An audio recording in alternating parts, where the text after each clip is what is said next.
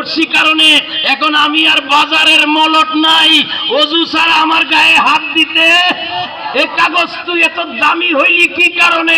কয় যে কালামুল্লাহর কারণে। এই কোরআনের উপরে এখন কাপড়ের গিলাপ দেই না আমরা, দেই কারণ এটা কালামুল্লাহ। কার কালাম? এটা বন্দার কালাম না, আল্লাহর কালাম। ধুলাবালু যাতে না পড়ে, মানুষ যাতে বুঝতে পারে কভারের ভিতরে এটা কি, এটা বাংলা বই না, এটা হলো আল্লাহর কালামের বই। এই জন্য আমরা গিলাপ পরাইয়া এক জায়গায় রাখি হেফাজতের সম্মানের সাথে। তাহলে আল্লাহর কালামের উপরে সুমাও দিছেন, এরপরে আবার কি দিছেন? গিলাপ।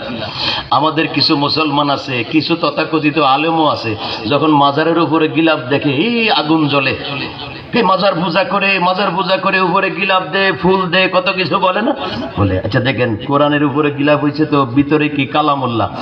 আল্লাহর একটা ঘর আছে মক্কা শরীফে, কে বানাইছে? আল্লাহ নিজের হাতে কিন্তু আল্লাহর একটা ঘর বানাইছে। এটা সৌদি আরব না, মিশর না, ইরাকে না, পাকিস্তানে না, হিন্দুস্তানে না, এটা হলো মানব দেশে। কোন দেশে?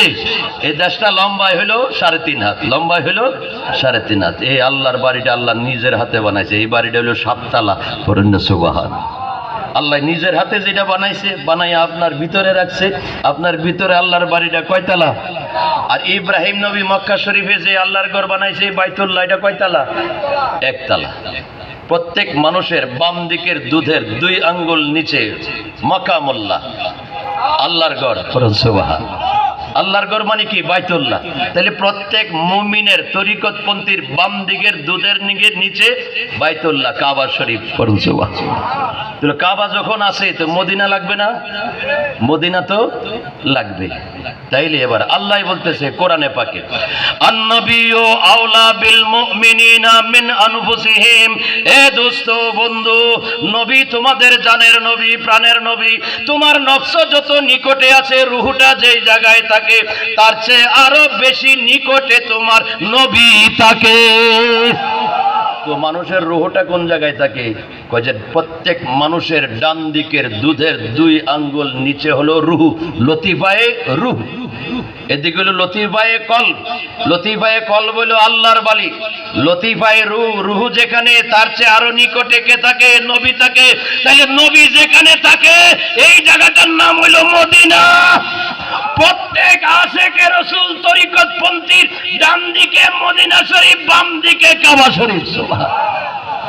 এরপরে ভিতরে যাবেন, কামেল মুর্শিদের সোহবতে গেলে আপনার ভিতরে হজরে আসওয়াদ আছে, আরাফাতের ময়দান আছে, মিনা, সাফা, মারওয়া পাহাড় আছে, জমজম কূপ আছে, মাকামে ইব্রাহিম। এই সব কিছু এই 3.5 হাত দেহের ভিতরে আছে। এই জন্য আল্লাহ বলেছেন আশরাফুল মখলুকাত হইল মানুষ। এখন সারা বিশ্বে ঘুরেন, প্রায় 800 কোটিরও বেশি মানুষ আছে, কিন্তু সালা দিলে মানুষ পাওয়া যাবে না।